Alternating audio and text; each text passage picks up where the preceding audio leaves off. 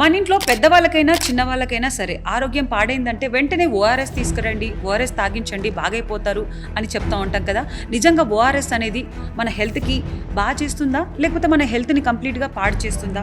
ORS అనేది పిల్లలకు కూడా ఇవ్వచ్చా, లేదా వాళ్ళ ప్రాణాలు తీసేంత ప్రాణాంతకంగా అయిపోయిందా?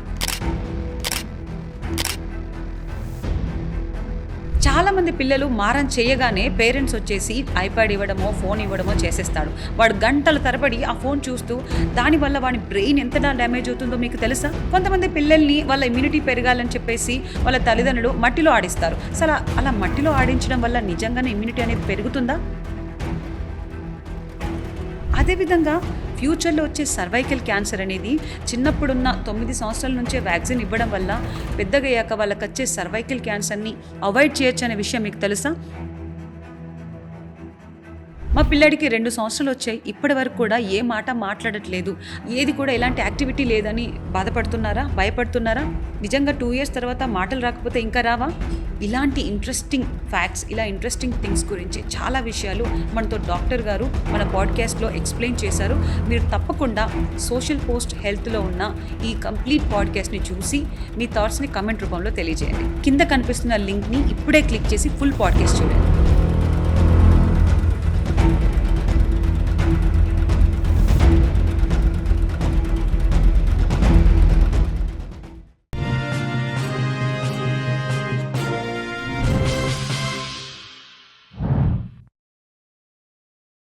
Hello doctor. Hello Kritika, how are you? Fine sir, thank you. Thank you. Doctor, ఒక పీడియాట్రిషియన్గా మీరు చూసే ఉంటారు, రీసెంట్గా ఓఆర్ఎస్ మీద చాలా దందా నడుస్తుంది. చిన్న పిల్లల ఆరోగ్యం మీద బిజినెస్ చేస్తూ కోట్లలో సంపాదిస్తూ ఎంతోమంది ప్రాణాలు కూడా పోయాయి. చాలామంది దీని గురించి ఫైట్ చేశారు. ముఖ్యంగా డాక్టర్ శివరంజని గారు చాలా ఫైట్ చేశారు. అయినా కానీ ఇంకా 10 లక్షల వరకు ఉన్నాయి, అది సేల్ చేశాక స్టాప్ చేస్తాము అని చెప్పడము, గవర్నమెంట్ కూడా ఓకే అనడము, ఇలా కూడా వినడం జరిగింది సార్. అంటే పిల్లల ఆరోగ్యం మీద ఇలా డబ్బులతోని కనెక్ట్ చేసే వ్యాపారాన్ని గురించి మీరేమంటారు సార్? ORS అనేది ఓరల్ రీహైడ్రేషన్ సొల్యూషన్ అండి. That is the best invention in the 20th century. ఎందుకంటే అది చాలా మంది పిల్లల ప్రాణాలు, ఈవెన్ పెద్దవాళ్ళ ప్రాణాలు కాపాడింది కాబట్టి. ఓకే, సో ఓఆర్ఎస్ అనేది ఎప్పుడు ఇస్తాము? బాడీ డీహైడ్రేషన్కి గురైనప్పుడు మనము రీహైడ్రేషన్కి the best solution available is ORS. Okay, so ORS ఎందుకు ఇస్తాము? It has the right amount of ఉప్పంశాలు కానివ్వండి, గ్లూకోజ్ కానివ్వండి, సిట్రేట్ కానివ్వండి, they are in the right proportion. ఆ ప్రపోర్షన్లో ఇస్తే మాత్రమే మన బాడీలోకి ఈజీగా అబ్జార్బ్ అవుతుంది. ఎక్కువ తక్కువ తీసుకోవద్దు. మన బాడీ డీహైడ్రేషన్ లో ఉంది అంటే the best way to give is through ORS rehydration. Rehydration అనేది ఓరల్ గా ఇస్తున్నాము, వీఆర్ గివింగ్ త్రూ మౌత్, అందుకనే దాని పేరు oral rehydration solution. Yes, so dehydration ఉన్నప్పుడు, డీహైడ్రేషన్ కరెక్ట్ అవ్వాలి అంటే సెలైన్ ద్వారా అయినా కానీ మనకి నరాల ద్వారా సెలైన్ ఎక్కిస్తే డీహైడ్రేషన్ అనేది పోతుంది. బట్ ఓఆర్ఎస్ అనేది ఓరల్ గా ఇవ్వటం వల్ల ఇట్స్ అవైలబుల్ ఎవ్రీవేర్. సో అటువంటి డ్రింక్ విచ్ అంతమంది ప్రాణాలు కాపాడిన drink, we have to make it available at every corner of the world. Okay, so ఆ పేరు మీద మిస్లీడింగ్ బ్రాండ్స్ తోటి షుగరీ డ్రింక్స్ అమ్మడం జరుగుతుంది. ఎప్పుడైనా కానివ్వండి, షుగరీ డ్రింక్స్ ఇవ్వటం వల్ల డీహైడ్రేషన్ అనేది వర్సన్ అవుతుంది. సో షుగరీ డ్రింక్స్కి ఫాల్స్ నేమ్స్ పెట్టేసి, మిస్లీడింగ్ నేమ్స్ పెట్టేసి అది ఓఆర్ఎస్ లాగా పబ్లిసైజ్ చేయటము అనేది కంప్లీట్లీ అన్యాక్సెప్టబుల్. ఎందుకంటే మనం పిల్లలకి హాని చేస్తున్నాం దానివల్ల. And thanks to the efforts of doctor Shivaranjani garu, she has made sure we won the case and such misleading brands names పెట్టకూడదు అని చెప్పేసి కోర్ట్ అడ్వైజ్ ఇవ్వడం జరిగింది. Yes, she had a very long fight. Yes, but her efforts have paid off. Sir, మరి ఎప్పుడు మీ side కి రాలేదా ఈ దీని గురించిన విషయం? We see that misleading brands ఉన్నాయనేది తెలుసండి, but only some people like Dr. Shivaranjani have taken an initiative to break the myth. Okay. Because there are many things going wrong in our society. One person has stood for this. Another person could have stood వేరే కారణం కోసం వేరే దాని గురించి fight చేస్తూ ఉండొచ్చు. yes sir, Sivaranjani గారు చాలా లాంగ్ ఫైట్ చేశారు, కానీ ఫైనల్లీ తను విజయం సాధించారు. ఎంతోమంది పిల్లల ప్రాణాలు కాపాడడానికి కూడా తను సహాయం చేశారని చెప్పుకోవచ్చు. అదేవిధంగా సార్, మీరు కూడా ఒక పీడియాట్రిషియన్గా పిల్లల కోసం ఇలా ఏమైనా ప్రివెంట్ చేయడానికి ఫైట్ చేశారా? ఎస్, యాజ్ అ పీడియాట్రిషియన్ నేను ఈ మధ్య జనాల్లో చూసిన అవేర్నెస్ బట్టి చెప్పడం ఏంటంటే చాలా మందికి సర్వైకల్ క్యాన్సర్ గురించి అవేర్నెస్ అనేది లేదండి. ఓకే. సర్వైకల్ క్యాన్సర్ అనేది ప్రివెంట్ చేయడానికి ఒక వ్యాక్సిన్ ఉంది. ఆ వ్యాక్సిన్ తీసుకోవటం వల్ల 99% of the times you are protected from cervical cancer. దీని గురించి చాలా మంది అవగాహన లేదండి. 99% క్యాన్సర్ ని ప్రివెంట్ చేయొచ్చు. ఎగ్జాక్ట్లీ అండి. Okay okay. Cervical cancer is the world మొత్తంలో విమెన్ ని ఎఫెక్ట్ చేసే second most common cancer. Deadly. Yes. And ఆ క్యాన్సర్ రీసెర్చ్ చేసినప్పుడు ఏమర్థమైందంటే 99% ఆఫ్ ద కేసెస్లో హెచ్పివి అనే వైరస్ వల్లనే ఈ క్యాన్సర్ అనేది డెవలప్ అవుతుంది అనేది తేలింది. అంటే ఎస్టిడి త్రూ వస్తుందా sir? It is transmitted through sexual route అండి. ఎస్. అంటే ఇప్పుడు మరి ఈ వ్యాక్సిన్ అనేది అంటే ఏ ఏజ్ వాళ్ళకి ఇవ్వచ్చు, ఎప్పటి నుంచి తీసుకోవచ్చు సార్? ఎస్. ఈ వ్యాక్సిన్ అనేది మనం 9 to 45 years మధ్యలో అనేది రికమెండ్ చేస్తున్నామండి. Girls in the age group of 9 to 14 ఒక 2 doses 6 months గ్యాప్ లో ఇవ్వాల్సి ఉంటుంది. 15 to 45 years మధ్యలో అయితే ఒక 3 doses తీసుకోవాల్సి ఉంటుంది. చాలా మందికి తెలియని విషయం ఏంటంటే 9 to 24 years మధ్యలో బాయ్స్ అండ్ మెన్ కూడా ఈ వ్యాక్సిన్ తీసుకోవాలి. Same vaccine sir? Yes. Because ఇది cervical cancer prevention vaccine. Yeah. But అబ్బాయిలకి ఎందుకు? అవును. బికాస్ ఇది బేసికలీ మనం ఇచ్చే ప్రొటెక్షన్ హెచ్పివి వైరస్ నుంచి అన్నమాట. So HPV virus can cause anal carcinoma. It can cause genital warts in men also. So దాని నుంచి ప్రొటెక్షన్ కోసం ఈ హెచ్పివి వ్యాక్సినేషన్ తీసుకోవటం మెన్కి కూడా చాలా అవసరం. అంటే ఇప్పుడు ఇది ఈ వ్యాక్సిన్ అనేది బోత్ అన్నమాట, మేల్ కి ఫీమేల్ కి తీసుకోవాలి. ఒకవేళ మెన్ లో అయితే ఏ ఏజ్ నుంచి ఇవ్వచ్చు సార్? చిన్న మెన్ లో అయితే 9 to 14 years మధ్యలో అయితే 2 doses, 15 to 24 years వరకు, ఎందుకంటే రీసెర్చ్ మనకి ఇప్పుడు ఓన్లీ 24 years వరకు వారంట్ చేస్తుంది కాబట్టి they have to take 3 doses of this vaccine. అంటే మీలాంటి వాళ్ళు మాట్లాడడం వల్ల తెలిసిందే కానీ అంతకుముందుకు ఇలా సర్వైకల్ క్యాన్సర్ కి ఒక వ్యాక్సిన్ ఉంది తీసుకోవాలని మన ఇండియాలో అయితే అంత అవేర్నెస్ లేదు. అవునండి. ఎస్. ఈ మధ్యన దాని గురించి అవేర్నెస్ పెరగటం చూస్తున్నాము. Even government has started putting some pressure on this and efforts to government లో దీన్ని ఫ్రీగా అవైలబుల్ చేపిద్దాము అని చెప్పేసి ఆ ప్రయత్నాలు కూడా జరుగుతున్నాయండి. గవర్నమెంట్ ఇమ్యునైజేషన్ ప్రోగ్రామ్ లో భాగంగా సర్వైకల్ క్యాన్సర్ ప్రివెన్షన్ కి వ్యాక్సిన్ కూడా ఇద్దాము అన్న ప్రయత్నాలు కూడా జరుగుతున్నాయి. Hopefully that speedens up. అవును. ఎస్. అంటే సార్ ఇప్పుడు పోలియోకి అయితే ఎంత స్ట్రిక్ట్ గా రూల్స్ ప్రోటోకాల్స్ ఉన్నాయో వ్యాక్సిన్ లో తీసుకోవాలి అని యాడ్ చేశారు, అదే విధంగా మీరు అన్నట్టే సర్వైకల్ వ్యాక్సిన్ కూడా ఇంక్లూడ్ చేస్తే చాలా బెటర్ గా ఉంటుంది. డిసీజ్ బర్డెన్ తగ్గిపోతుంది కదా.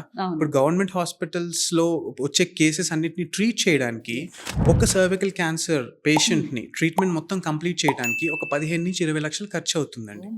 బట్ వ్యాక్సిన్ తోటి ఒక 4,000లో మీరు ప్రివెంట్ చేయగలిగితే డిసీజ్ బర్డెన్ ని ఎంత తగ్గించిన వాళ్ళు అవుతారు. ఇప్పుడు అందరూ అయితే అఫోర్డ్ చేయలేరు కదా సార్. ఎగ్జాక్ట్లీ. 20 lakhs అనేది అసలు కాని పని, ఎంతో పేద వాళ్ళకి వచ్చిన.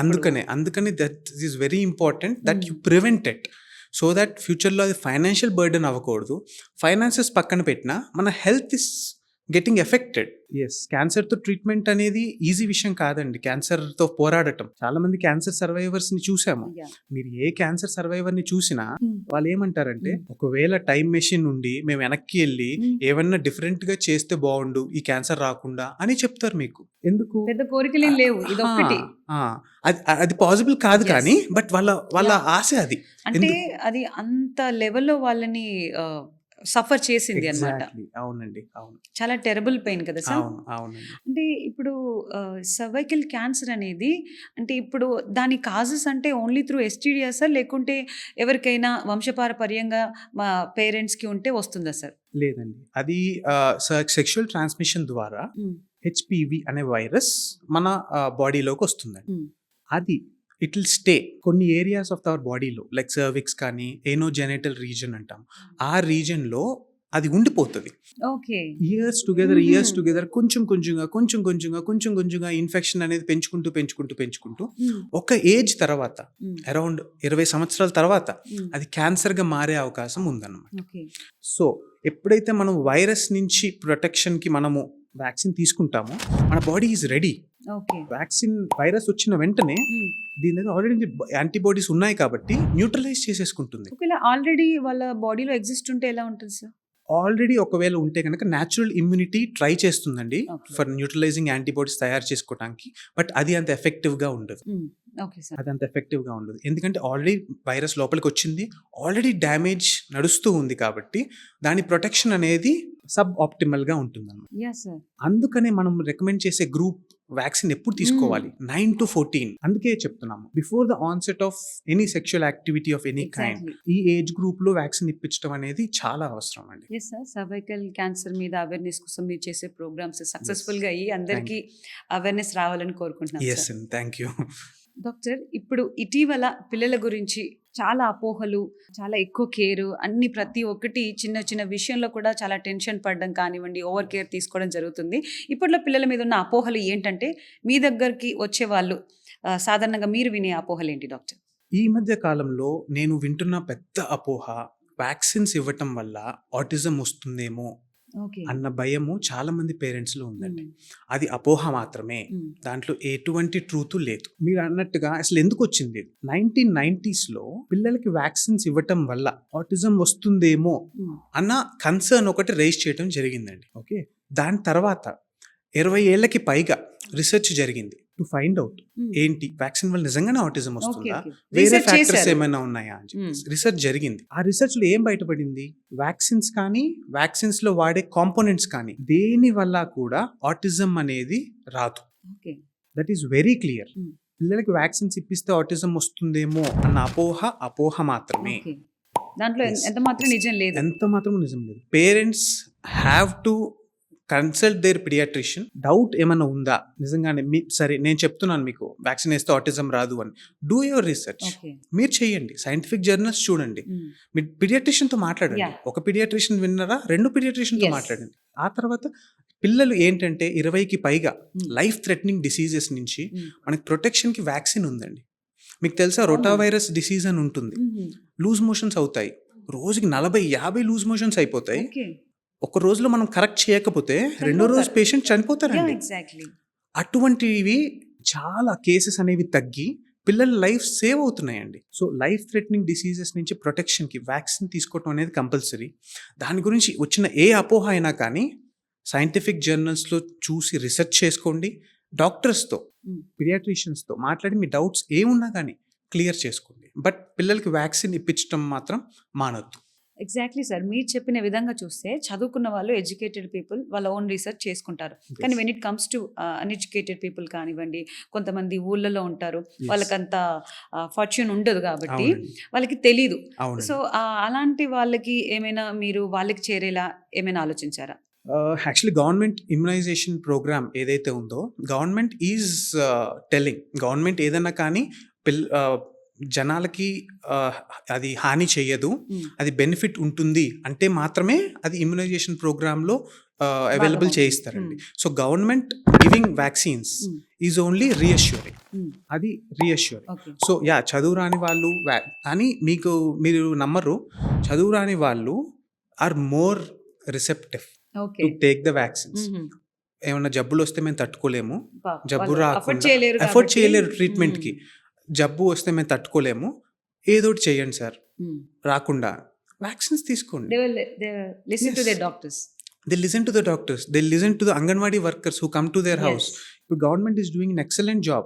Anganwadi workers కానివ్వండి, they go to every house and tell టీకాలు ఇప్పించండి, టీకాలు ఇప్పిస్తే జబ్బులు రావు అని చెప్పేసి they are increasing the awareness. ఈ అంగన్వాడీ వల్లనే చాలా మందికి అవేర్నెస్ వచ్చింది సార్. అండ్ కుదిరిన ప్రతిసారి కూడా అంగన్వాడీ వర్కర్స్ కానివ్వండి, లేకపోతే హెల్త్ సెంటర్స్ కానివ్వండి, వాళ్ళతో కొలాబరేట్ అయ్యి వాళ్ళకి ఇన్ఫర్మేషన్ అనేది షేర్ చేయటము, స్ప్రెడ్ చేయటము అనేది కూడా మేము ఎఫర్ట్స్ అనేది చేస్తున్నాం. Super sir.